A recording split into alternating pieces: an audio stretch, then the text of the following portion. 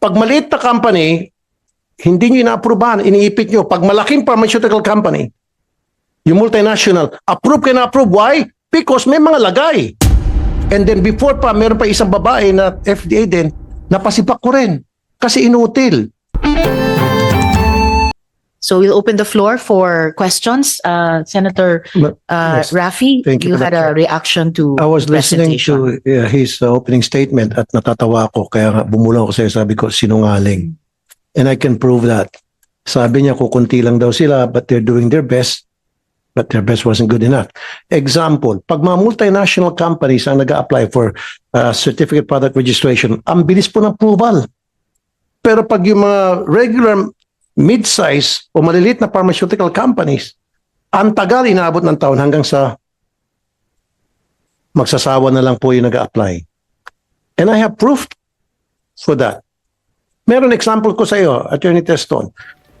Yung strike na mosquito killer, for so many years, tuloy-tuloy lang yung approval niya sa renewal. And then comes 2018 ata yun if I'm not mistaken. Kasi sila yung produkto na water-based. Kaya kahit na kumakain ka, mag-spray yan, hindi ka malalason. Unlike dun sa isang competitive na kompetensya na produkto. So mag-renew siya, 2018, ayaw na i-renew. Ang dami na pasikot-sikot, samantalang wala namang dinagdag na formulation or binagong formulation. Why? Pumasok kasi yung kakompetensya produkto, yung Baygon, na kaparehong formulation na water-based, kinancel sila, inapruban yung sa Baygon. Ganon silang magtrabaho. At itong kumpanya ito, maliit na company lang. Pag maliit na company, hindi nyo inaaprubahan, iniipit nyo. Pag malaking pharmaceutical company, yung multinational, approve kayo na approve. Why? Because may mga lagay. Ganon kayo eh. Madam Chairperson, Your Honors, the FDA is not perfect.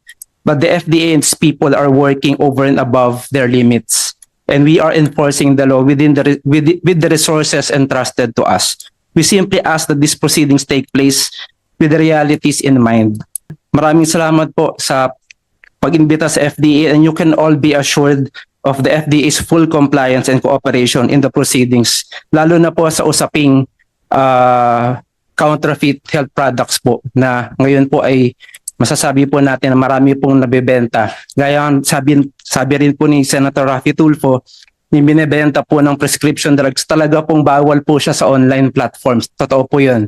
Kahit po non-prescription drugs, may tinatawag po kasi yung FDA na license na retail outlet for non-prescription drugs na license to operate. Kahit po siya, kailangan pong bilhin sa botika. O meron ko isang sample. Ito naman, on the other hand, ito po isang kilalang produkto. In fact, mayroon ako nito eh. Sa US, no problem.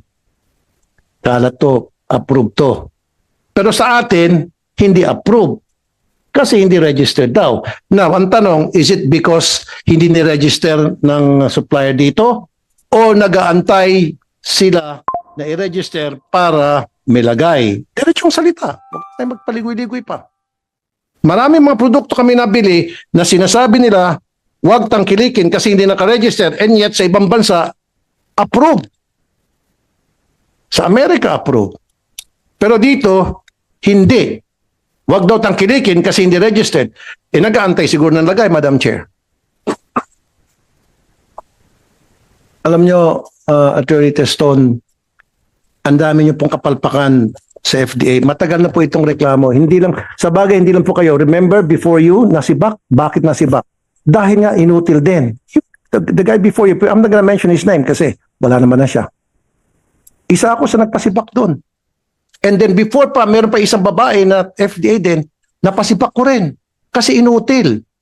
So kung hindi nyo kayang trabaho nyo, di, mag-resign kayo. Your job is to safeguard the well-being, health and well-being of the consumers, and you're not doing that. Yan ang ating Bravo Balita. Salamat sa panonood. Follow at subscribe at like na po kayo sa aming Facebook, YouTube at TikTok channel.